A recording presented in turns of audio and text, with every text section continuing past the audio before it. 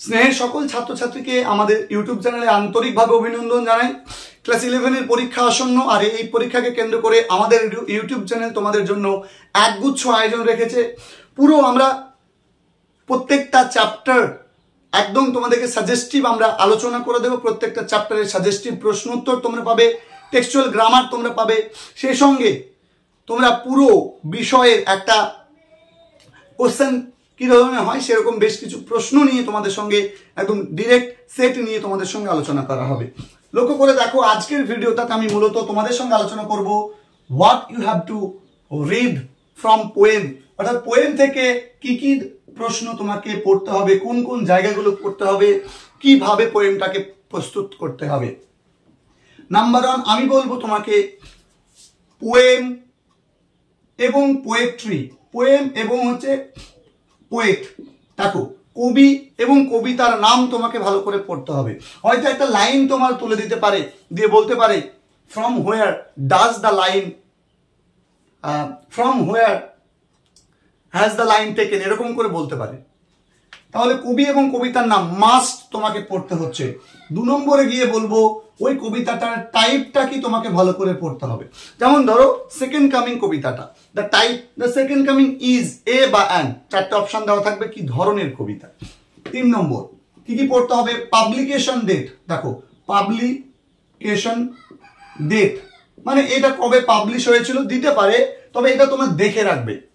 4 নম্বরে আমি তোমাদেরকে বলবো source of the text, source of the text.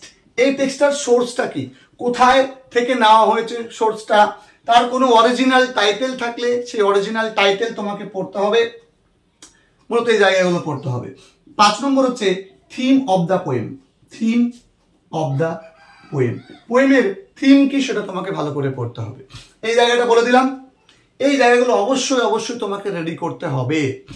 দেখো, এইগুলো রেডি করার পরে কি কি করতে হবে, দেখো মিনিং তোমাকে পড়তে হবে। যে কঠিন ওয়ার্ডের যে মিনিং গুলো আছে, কঠিন ওয়ার্ডের মিনিং গুলো পড়তে হবে। কারণ একটা ওয়ার্ড দিয়ে বলতে পারে হোয়াট ডাজ দ্য ওয়ার্ড মিন, এরকম তোমাকে প্রশ্ন বলতে পারে। কোনো একটা ফ্রেজ ধরে নাও, আমরা সেকেন্ড কামিং এ পড়েছি স্পিরিটাস মুন্ডি, স্পিরিটাস মুন্ডি। এই যে ফ্রেজটা, what does the phrase Spiritus Mundi refer বা সাজেস্ট বা মিন, এরকম করে প্রশ্ন বলতে পারে। তাই কবিতার ক্ষেত্রে তোমাকে ওই কবিতাতে যে সমস্ত ফ্রেজগুলো ব্যবহার করা হয়েছে তার মিনিং, কঠিন কঠিন ওয়ার্ডের মিনিং তোমাকে পড়তে হবে। এবং তোমাকে পড়তে হবে হচ্ছে ওই যে কবিতাটা ব্যবহার করা হয়েছে, কবিতার সিম্বলটা কি আছে, মানে কোনো একটা ওয়ার্ড ব্যবহার করা হয়েছে সেই মাধ্যমে কি সিম্বল প্রকাশ পেয়েছে, এই জায়গাটা তোমাকে খুব ভালো করে দেখতে হবে। মোটামুটি এই প্রশ্নগুলো, আর নর্মাল যে প্রশ্নগুলো হয় কবিতা থেকে বা গল্প থেকে সেগুলো তো হবেই।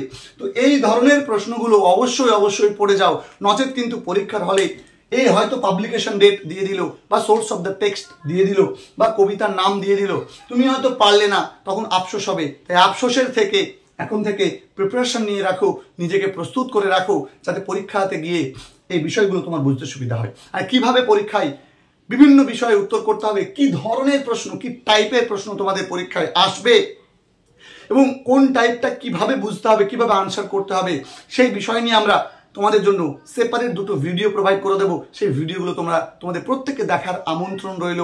দেখা হচ্ছে তোমাদের সঙ্গে পরবর্তী ভিডিওতে। প্রত্যেকে তোমরা ভালো থেকো, সুস্থ থেকো, সুন্দর থেকো।